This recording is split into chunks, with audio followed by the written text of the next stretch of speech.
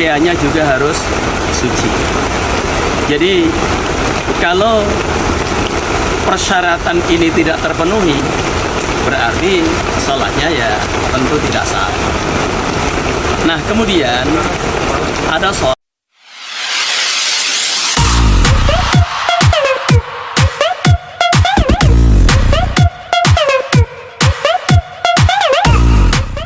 Tiga bawang dulu ya. Ada.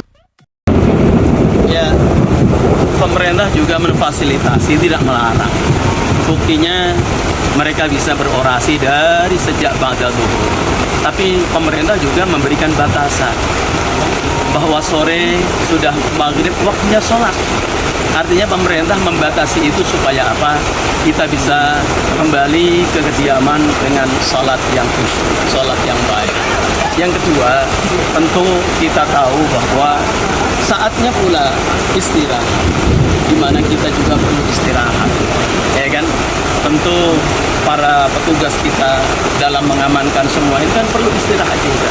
Semuanya yang lewat, yang sekarang mungkin masih ada di kantor-kantor, mereka kepingin kembali ke rumah masing-masing melalui jalur-jalur yang sekarang masih tertutup, karena tentu saudara-saudara kita yang menyampaikan aspirasi belum selesai pada waktu sudah habis.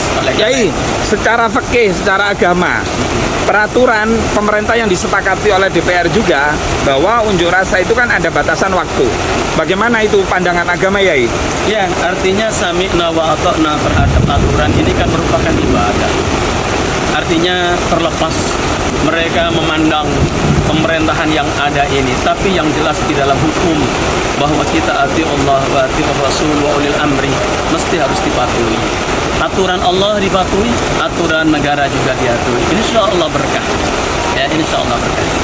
Baik, terima kasih. Assalamualaikum warahmatullahi wabarakatuh. Assalamualaikum warahmatullahi wabarakatuh. Assalamualaikum, Kiai. Waalaikumsalam. Ya, Kiai, melihat situasi hari ini kan para pendemo aksi 411 masih ada di lokasi, sedangkan hujan sudah turun dan mereka melaksanakan sholat tetap di jalanan yang kondisinya hujan. Itu menurut pandangan dan hukum menurut Kiai bagaimana, Kiai, tanggapannya? Ya, Melihat situasi assalamualaikum. sholat.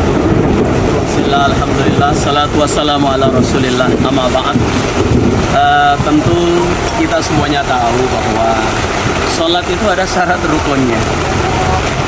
Yang pertama tentu syarat rukunnya harus dalam keadaan suci, artinya harus punya wudhu. Yang kedua, tempatnya juga harus suci. Yang ketiga, pakaiannya juga harus suci. Jadi kalau persyaratan ini tidak terpenuhi, berarti sholatnya ya tentu tidak sah. Nah kemudian ada sholat zaman Rasulullah itu namanya sholat khauf. Itu beda. Kalau pada saat itu sholat khauf ini kan yang dihadapi betul-betul musuh. Nah sekarang ini yang dihadapin apa? Ya kan? Kalau yang dihadapin itu adalah katakanlah sekarang ini mereka berharap untuk menyampaikan aspirasi. Kan banyak cara untuk menyampaikan aspirasi, tidak harus mesti memaksakan diri sholat di tempat yang basah-basah, yang becek-becek.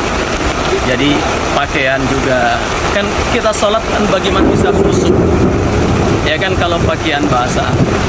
Sementara ini tidak darurat, ya kan? Kalau memang mereka sudah tahu ini waktu maghrib, ya tentu pergilah ke masjid yang aman, yang nyaman, yang khusyuk salatnya, ya kan, sambil berdoa mohon kepada Allah apa yang menjadi harapannya ini dikabulkan oleh Allah. Mereka kan kita tahu bahwa harapannya banyak, ya, artinya mereka mengharapkan berbagai macam keadilan, kesejahteraan. Semuanya itu kan artinya kita sudah tahu negeri ini adalah negeri yang sudah punya aturan, ya, punya undang-undang dasar, punya banyak agama juga begitu.